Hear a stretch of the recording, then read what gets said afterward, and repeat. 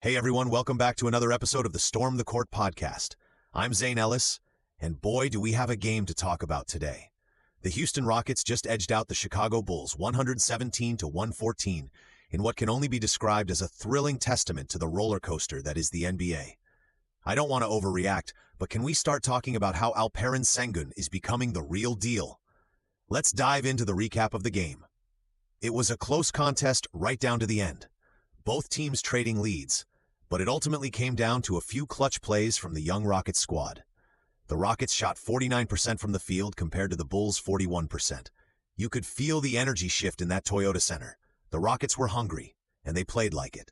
Now let me tell you, that game was a roller coaster of emotions, from sheer frustration as the Bulls struggled early to fleeting hope when they attempted a late-game comeback.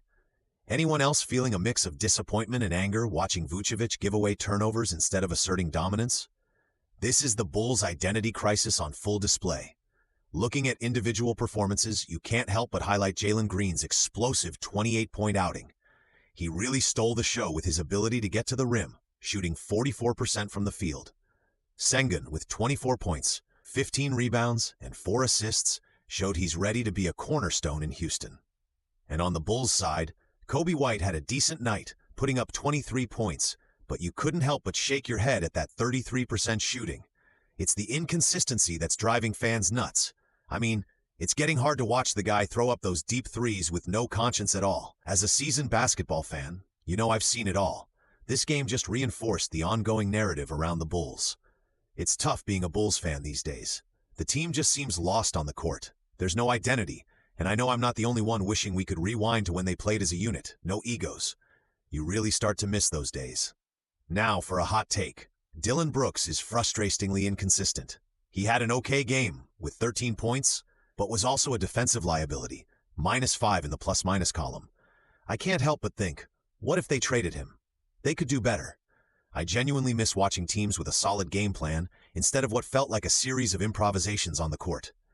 If this is what the Rockets are using to redefine rebuilding, I hope it's not a blueprint for mediocrity. But hey, if you're a Bulls fan, just remember, playing defense has to be your identity. There's no way around it. Giddey would make a huge difference for you right now.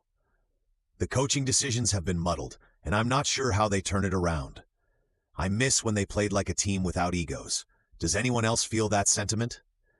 This game might not have playoff implications, but it certainly shows the challenges ahead for both teams. The Rockets are young and hungry, ready to etch their place in the future, while the Bulls are trying to piece together a semblance of competitiveness. All right, folks, that's a wrap for today's episode. Keep it locked on the Storm the Court podcast for more insights and takes. Until next time, keep storming that court.